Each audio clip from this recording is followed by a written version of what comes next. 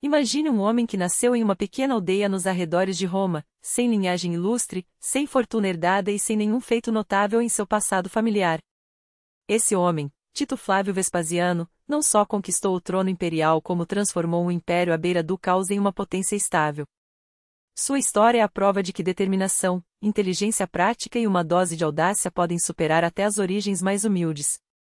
Vespasiano não era um nobre de berço. Seu destino foi forjado nas fileiras do exército romano, onde serviu com distinção, na Trácia, como governador de Creta, comandando legiões na Germânia e, acima de tudo, na Britânia. Foi lá que seu nome ganhou peso. Em mais de 30 batalhas, ele subjugou 2 tribos poderosas e conquistou 20 fortificações inimigas. Seu talento militar não passou despercebido, os triunfos na Britânia lhe renderam o consulado em 51 d.C. e o respeito de Roma. Mas o que realmente o diferenciava não eram apenas suas vitórias, e sim sua capacidade de manter a cabeça fria em tempos turbulentos. Enquanto Calígula enlouquecia de poder, Cláudio vacilava e Nero se perdia em extravagâncias, Vespasiano sobrevivia com prudência, combinando uma mente sóbria com um estilo de vida simples. Sua trajetória, no entanto, não foi linear. Em certo momento, ele chegou a comercializar mulas, um negócio considerado indigno para um senador, e ganhou o apodo desdenhoso de amolieiro. Mas foi justamente essa aparente falta de prestígio que o tornou um candidato improvável para um papel decisivo. Em 67 d.C., Nero, desesperado, o nomeou comandante supremo na guerra contra os judeus. A revolta em Jerusalém já havia humilhado as legiões romanas, e o imperador, ainda que relutante, reconheceu em Vespasiano o único homem capaz de reverter a situação. E ele não decepcionou.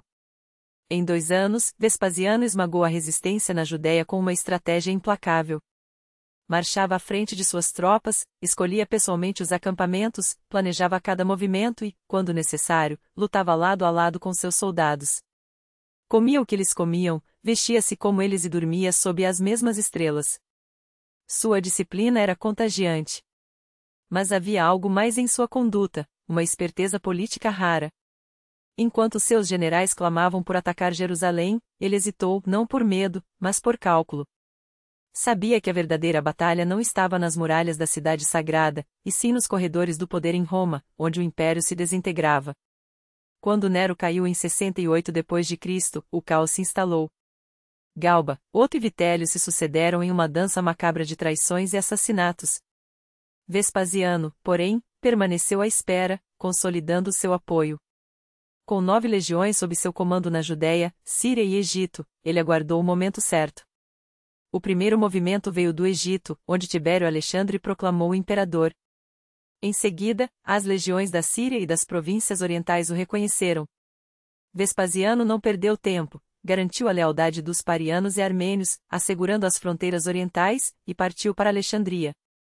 Quem controlava o Egito controlava o abastecimento de grãos de Roma e, com isso, o destino da cidade.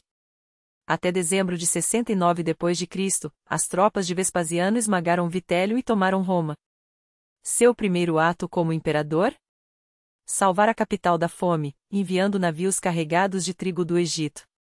Mas sua genialidade ia além da logística. Ele soube conciliar o Senado, recompor as fileiras da nobreza provincial e restaurar a disciplina militar. Reconstruiu o Capitólio com as próprias mãos, carregando escombros nas costas, e iniciou a construção de um anfiteatro monumental, o futuro Coliseu, onde antes havia um lago artificial, capricho de Nero. Para o povo, era um símbolo de renovação, para os inimigos, um aviso de que Roma voltará a ser forte. No entanto, Vespasiano não era um governante perfeito. Sua avareza era lendária. Ele sobrecarregou as províncias com impostos, chegando a dobrar tributos, e até cobrou pelo uso de latrinas públicas. Quando seu filho Tito criticou a medida, o imperador aproximou uma moeda de seu nariz e perguntou: "Isso tem cheiro?" A frase "dinheiro não tem cheiro" nasceu ali, refletindo sua filosofia pragmática. Ele especulava com terras, vendia cargos públicos e explorava seus subordinados como esponjas, deixava-os enriquecer para, depois, espremê-los em processos judiciais. Mas essa ganância tinha um propósito. O tesouro imperial estava vazio após anos de desperdício e guerra civil. Vespasiano assumiu uma dívida de 40 bilhões de sestércios e, com medidas duras, reergueu as finanças do Estado. Sob seu governo, as revoltas na Gália foram sufocadas, Jerusalém finalmente caiu, e um tratado de paz com os partas foi firmado. Ele reformou o Senado, incorporando talentos das províncias, e devolveu a Roma a estabilidade que parecia perdida. Mesmo no ápice do poder, nunca abandonou sua simplicidade. Continuou a viver como um homem comum, provando que grandeza não se mede por luxo, mas por resultados.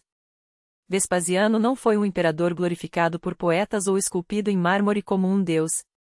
Foi, acima de tudo, um salvador pragmático, o homem que resgatou Roma do abismo com mão de ferro e uma carteira bem apertada.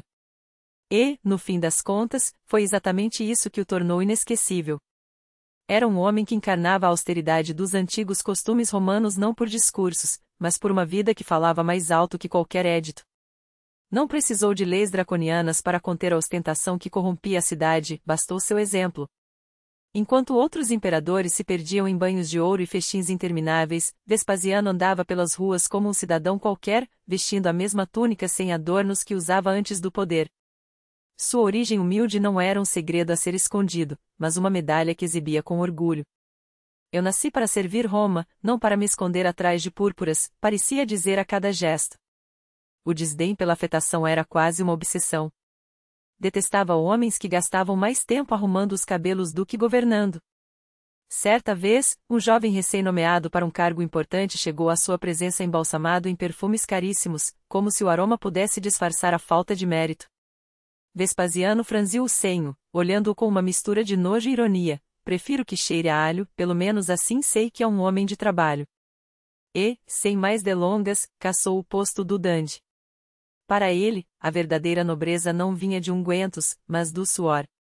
Quando a morte se aproximou, aos 70 anos, depois de uma vida de saúde invejável e despreocupação com os caprichos do corpo, Vespasiano enfrentou o fim com a mesma ironia cortante que marcará seu reinado. Sentindo as forças se esvaírem, murmurou entre dores: ai de mim, parece que estou virando um deus. A piada amarga era um golpe certeiro na hipocrisia romana, afinal, qual imperador que morria de velhice e não por punhal ou veneno não era elevado aos altares? Mas ele, que sempre zombara dos rituais vazios, não iria se render nem na hora derradeira. Mesmo deitado, entre febre e espasmos, não abandonou o leme do império. Documentos eram revisados, despachos assinados, embaixadores recebidos com a mesma atenção de sempre. Quando os médicos insistiram que repousasse, respondeu com um grunhido: o imperador não morre deitado. E, num último esforço sobre-humano, tentou se erguer, como se quisesse provar que nem a morte tinha poder para dobrá-lo. Caiu nos braços dos que o sustentavam, não como um velho fraco, mas como um gigante que escolheu o momento de partir. Morreu em junho de 79, e algo inédito aconteceu. Pela primeira vez na história de Roma, o poder passou de pai para filho sem sangue, sem traições, sem o habitual banho de caos. Tito herdou um império estável, um tesouro reabastecido e um legado que nenhum mármore poderia conter. Os romanos não o esqueceram. Ergueram-lhe um templo de mármore no Fórum, oficializaram seu culto como Divus Vespasianus, mas o verdadeiro monumento foi a memória de um homem que salvou Roma não com espetáculo, mas com trabalho, e que, até no leito de morte, governou como se cada segundo ainda pertencesse ao povo.